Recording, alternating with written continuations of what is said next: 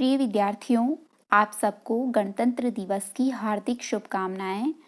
हम महाकवि कालिदास कृत रघुवंश महाकाव्य के द्वितीय सर्ग का अध्ययन कर रहे हैं।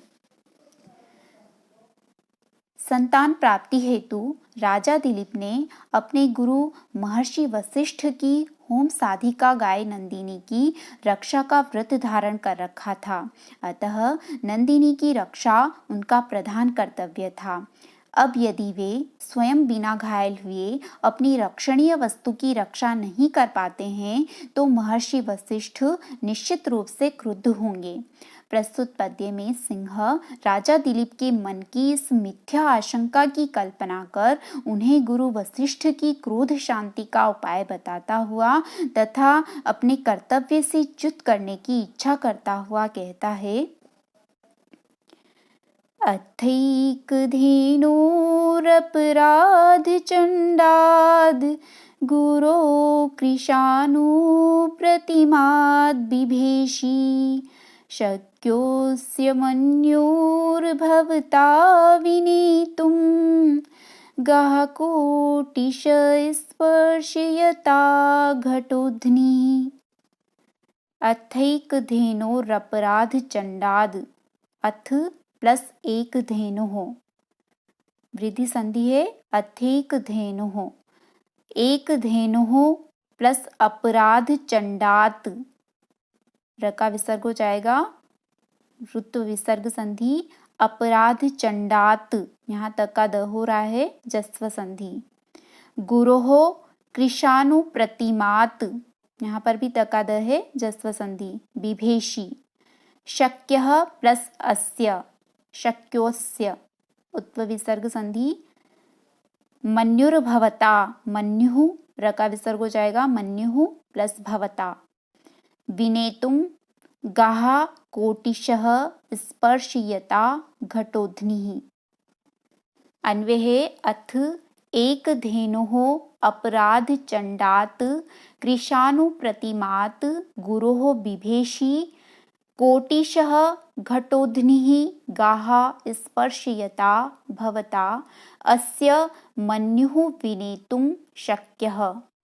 अथ, और यदि आप एक धेनुः अपराध चंडात, एक धेनुः, एक गाय के, अपराध चंडात, अपराध से चंड, चंड यानी अति क्रुद्ध हुए, अति रुष्ट हुए, अत्यंत क्रोधी।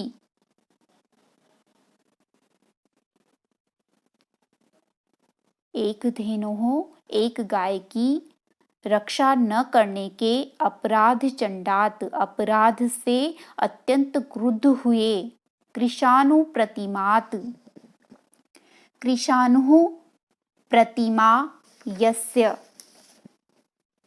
स कृशानु प्रतिमः तस्मात् कृशानु प्रतिमात। कृशानु यानी अग्नि, प्रतिमा का अर्थ होता है उपमा, अग्नि है उपमा जिसकी, कृशानु है प्रतिमा जिसकी, वह है कृशानु प्रतिमः, यानी अग्नि के समान, अग्नि तुल्य तेजस्वी। गुरु हो, गुरु से, गुरु वशिष्ठ से, बिभेषी डर रहे हो। कैसे गुरु वशिष्ठ से डर रहे हो? गुरु के विशेषण आए हैं, एक धेनुः अपराध चंडात, एक गाय की रक्षा न करने के अपराध से अत्यंत क्रुद्ध हुए। और द्वितीय विशेषण है कृशानु प्रतिमात, कृशानु प्रतिमात अग्नि तुल्य तेजस्वी। गुरु विभेषी, गुरु वशिष्ठ से विभेषी डर रहे हो। तो कोटिश घटोध्नि गाह स्पर्शयता, कोटिश करोड़ों, गाह, गाह गो शब्द की द्वितीया का बहुवचन है गाह।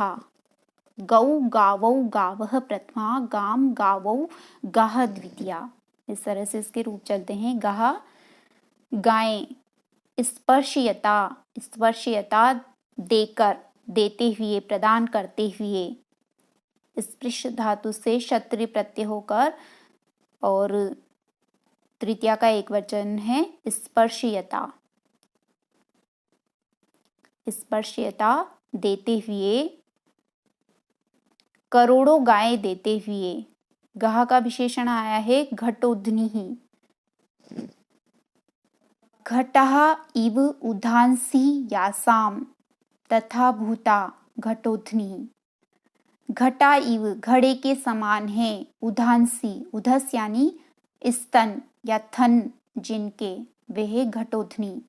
घटोध्नी का अर्थ होता है दुधारू गाय। घड़े के समान बड़े बड़े थनों वाली, बड़े बड़े ऐनों वाली गाय।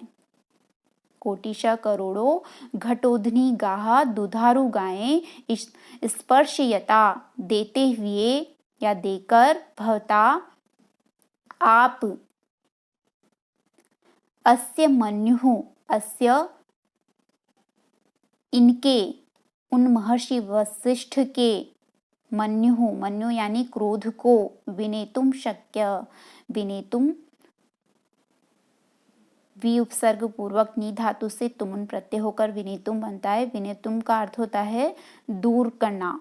विनेतुम शक्य दूर कर सकते हो, शांत कर सकते हो। कोटिश घटोध्नी गाह स्पर्शयता, करोड़ों घड़े के समान बड़े बड़े ऐनों वाली गाह गायें स्पर्शयता प्रदान करते हुए, भवता आपके द्वारा, अस्य मन्युः उनका क्रोध, विनेतुम शक्य दूर किया जा सकता है, शांत किया जा सकता है। अथ और यदि आप एक धेनो, एक गाय की अर्थात नंदिनी गाय की रक्षा न करने के अपराध चंडात अपराध से अत्यंत क्रुद्ध हुए, कृशानु प्रतिमात अग्नि के समान, गुरोह अपने गुरु वशिष्ठ से विभेशी डर रहे हो, तो कोटिश घटोध्नी गाह स्पर्शयता, घटोध्नी घड़े के समान बड़े बड़े थनों वाली कोटिश गा करोड़ों गायें या करोड़ों दुधारू गायें स्पर्शयता देकर, भवता आप, अस्य मन्युः उनके क्रोध को, विनेतुम शक्य शांत कर सकते हैं।